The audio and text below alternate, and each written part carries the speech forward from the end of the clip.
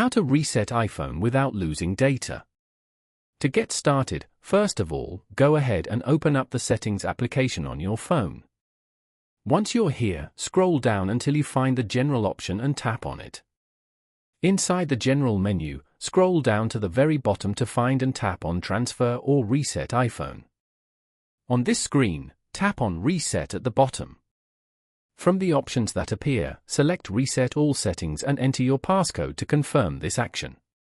Also, enter your screen time passcodes for security verification. A final confirmation pop-up will appear, and tap on Reset All Settings again to confirm. Your iPhone will then restart to apply the changes.